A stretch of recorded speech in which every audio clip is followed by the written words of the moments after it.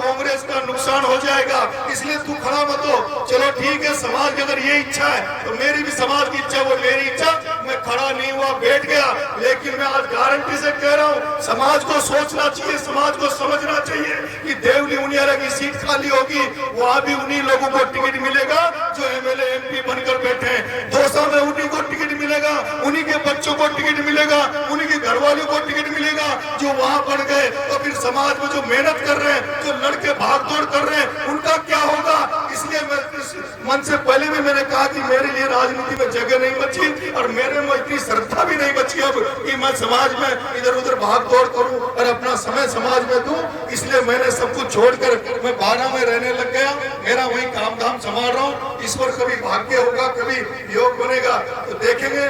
लेकिन मैं तो कल मिला के अभी निराश हूँ और मेरे तो मतलब शक्ति भी नहीं है बोलने की। क्या मैं बोलूं?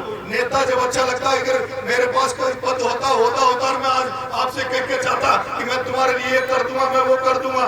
गंगापुर में कोई कांड हो जाता है, धरना प्रदर्शन होता है, मुझे याद करते हैं कि 12 से नरेश मीणा आए, कोई टोटा भीम में कांड हो गया, कल परसों धरना देके जयपुर में बैठे थे, नरेश मीणा 12 से चल के आए। अरे मैं पूछना चाहता हूँ, तुमने इतने सारे एमएलए एमपी बना के यहाँ भेजते हो, उन एमएलए एमपी बना के जिनको भेजते हो उनको क्या अगरबत्ती लगाने के लिए बनाते हो क्या? उनको क्या पूजा करने के लिए बनाते हो क्या? उनको क्यों नहीं बुलाते धरना प्रदर्शन में? जहाँ लड़ाई झगड़े हो, जहाँ लाठी खाने की जरूरत पड़े, जहाँ पुलिस से टकराने की जरूरत पड़े, उस समय ये एमएलए एमपी बनाते हो। उनको बुलाओ ना, उनको लो ना मदद, उनकी मदद लेनी चाहिए। लेकिन ये एमएलए एमपी बनने के बाद ये केवल संसद में, विधानसभा में बैठ गए, इन्हें हमारी कोई चिंता नहीं है। और मैं निवेदन करना चाहता हूँ, जिस तरह से उदयपुर में एक लड़का राजकुमार रोत ने एक राजनीति को परिवर्तित कर दिया। मैंने राजस्थान विश्वविद्यालय में राजस्थान यूनिवर्सिटी के गांव के बच्चों को बोलना सिखा दिया, वहां उनको राजनीतिक प्रतिनिधित्व दिया है।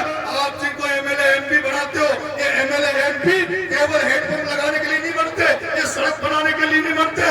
इनको एमएलए एमपी राजा होता है, मुखिया होता है, वो मार्गदर्शक होता है, वो समाज को एक दिशा दे, समाज को एक नेतृत्व प्रदान करे, एक नई परिवर्तन की राजनीति पैदा करे। लेकिन मैं देख रहा हूँ वर्षों से यहाँ एमएलए एमपी बनते जा रहे हैं, लेकिन कोई भी एमएलए एमपी दिशा देने के लिए नहीं बना। कोई भी एमएलए एमपी ये गांव-गांव जाकर ये नहीं कर सकता कि संस्कृति को उभारो, पहनावों को सुधारो, खान पान को सुधारो। वो विधानसभा लोकसभा में जाके अपने बजट को कुछ सरपंचों को बांट देंगे, सरपंचों का ग्रुप बना लेंगे, कोई ठेकेदारों का ग्रुप बना लेगा, कोई पीएचडी पीडब्ल्यूडी के ठेकेदारों का ग्रुप बना लेगा। इसलिए मेरा आपसे निवेदन है, आप सब लोग मिलजुल कर रहे हैं और भगवान की दया से इस एरिया में नौकरियां भी खूब है, आपके पास आमदनी भी खूब है, लेकिन आपके पास ऐसा कोई नेता नहीं है जो पूरे इलाके में कभी कोई संकट आ जाए तो उसकी रक्षा कर सके, सुरक्षा कर सके।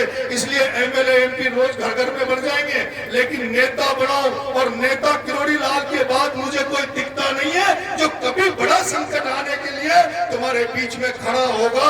इसलिए बहुत बहुत धन्यवाद, मेरा स्वागत किया, मेरा सत्कार किया, उसके लिए बहुत बहुत धन्यवाद। राम राम साहब, जय हिंद, जय भारत।